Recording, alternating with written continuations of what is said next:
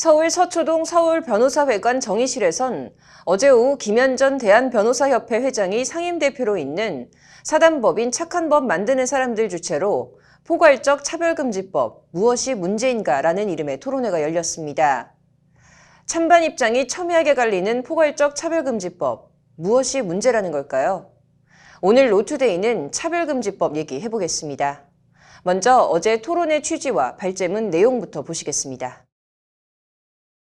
토론회를 주최한 착한 법 만드는 사람들 김현 상임대표는 토론회 개최 취지에 대해 먼저 시민의 자유와 인권이 강화되고 국가 권력은 꼭 필요한 경우 최소한으로만 행사돼야 한다는 것이 역사의 흐름이며 민주사회의 기본 원칙이라는 점을 강조했습니다. 그런데 정의당과 국가인권위를 중심으로 법안 제정이 추진 중인 포괄적 차별금지법은 이런 역사적 흐름과 기본 원칙에 위배된다는 것이 김현 상임대표의 지적입니다.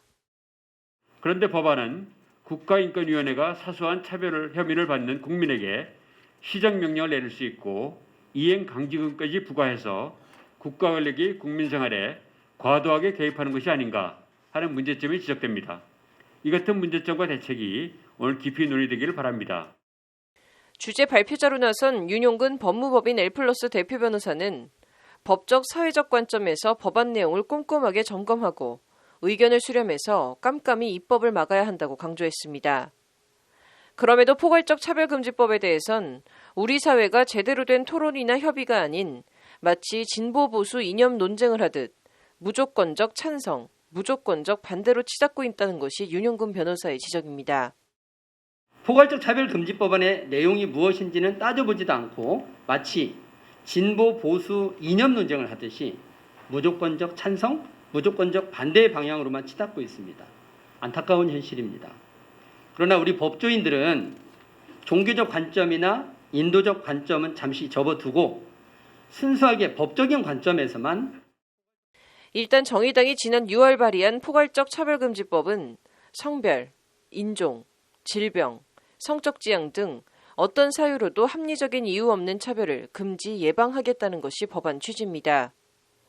국가인권위원회도 차별금지 개념을 더 확장해 지난 6월 평등 및 차별금지에 관한 법률, 이른바 평등법을 제정할 것을 국회에 권고한 바 있습니다. 이에 대해 윤용근 변호사는 인권과 평등은 당연히 최대한, 최우선적으로 지켜져야 할 기본권임에는 틀림없지만 그것이 절대적인 평등을 의미하는 것은 아니라고 선을 긋습니다. 헌법이 보장하는 평등은 모든 사람이 동등한 대우를 받아야 한다는 실질적 평등이나 결과적 평등이 아니라 자의 금지 원칙과 비례성 심사의 원칙이 적용되는 법적 평등이라는 겁니다. 따라서 헌법 제11조의 평등 원칙은 필연적으로 다른 사람의 기본권을 제한하는 속성을 가지고 있기 때문에 법적 평등을 강제하는 법률 제정은 신중해야 한다고 강조합니다. 앞서 본 것처럼 우리나라에는 이미 성적 지향을 포함한 포괄적 차별금지 규정이 있습니다. 그런데도 불구하고 정의당을 중심으로 한 국회와 국가인권위원회가 별도 입법을 통해서 포괄적 차별금지 법안을 다시 제정하려고 하는 이유는 무엇일까요? 네, 바로 강제성을 부여하기 위함입니다. 그러나 평등의 원칙상 반드시 다른 사람의 평등권을 제한하는 문제가 발생할 수 있기 때문에 법적인 검토가 반드시 필요하다. 강론에서 윤용근 변호사는 특히 성적 지향과 성별 정체성 관련 현행법과 충돌 가능성과 문제점을 조목조목 지적했습니다. 윤 변호사는 먼저 각 개인에게 각자의 성별 정체성을 인정하게 되면 현재 남성과 여성으로 돼 있는 주민등록제도와 충돌 문제가 발생한다고 지적합니다. 더불어 동성애를 포함한 성적 지향과 성별 정체성을 무조건 인정하도록 가르쳐야 한다는 점에서 교사의 교육권 침해, 남성으로 태어났지만 여성이라고 주장하는 사람의 경우 병역법에 근거한 징병제와 상충하는 문제, 재산권 침해 등 여러 법적인 문제가 발생할 수 있다는 겁니다.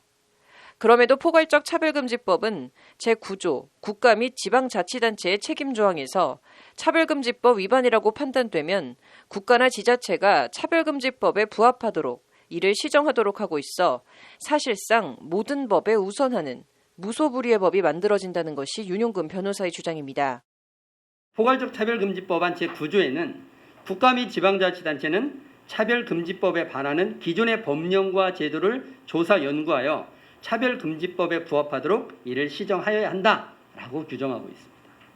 이는 사실상 차별금지법이 대한민국에서 시행되고 있는 모든 법률보다 최상위의 지위를 갖는 법률로서 개정명령권을 발동하는 법을 만들고 있습니다.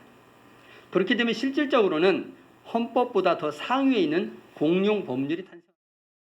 윤용근 변호사는 이와 함께 헌법상 표현의 자유 침해 문제와 함께 포괄적 차별금지법이 통과될 경우 국가인권위원회의 권력기관화 우려 문제도 지적하고 있습니다.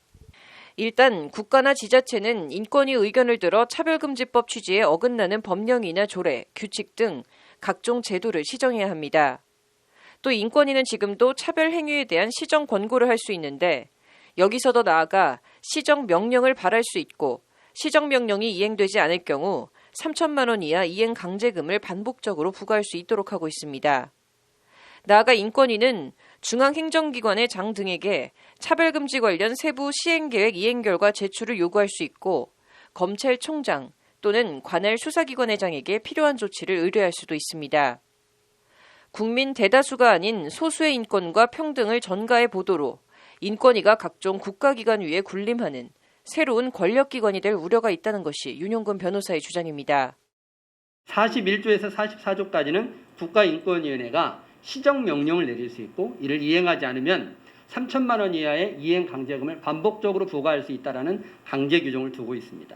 대한민국 헌법 그 어디에도 법률 상호 간 내용과 제도가 다르게 규정된 경우에 있어서 국가와 지방자치단체가 나서서 다른 법률을 개정해야 한다라는 규정은 어디에도 없습니다. 이는 명백하게 대한민국의 법령 체계 질서를 위반하는 그런.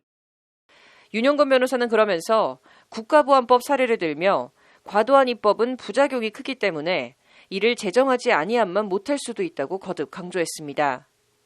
국가보안법과 포괄적 차별금지법을 단순 비교할 순 없지만 국가의 안전과 국민의 생존 및 자유를 확보하기 위한 목적으로 제정되었던 국가보안법이 어떻게 잘못 악용되어 왔는지 이미 충분히 경험해보지 않았냐는 겁니다.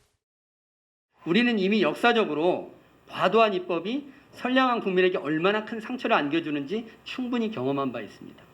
국가보안법이 그것입니다. 국가보안법은 남북 분단 상태에서 국가의 안전을 위태롭게 하는 반국가 활동을 규제함으로써 국가의 안전과 국민의 생존 및 자유를 확보하기 위한 목적으로 제정되었습니다. 그러나 안타깝게도 추상적이고 광범위한 법률 규정이 족쇄가 되어서 정말 수많은 무고한 사람들을 처벌하는 수단으로 악용된. 윤용근 변호사는 법은 우리 사회 구성원 모두를 위한 것이고 모두가 공감할 수 있어야 비로소 진정한 평등과 인권이 실현될 수 있다는 말로 발제문 발표를 마무리했습니다. 법률방송 신세아입니다.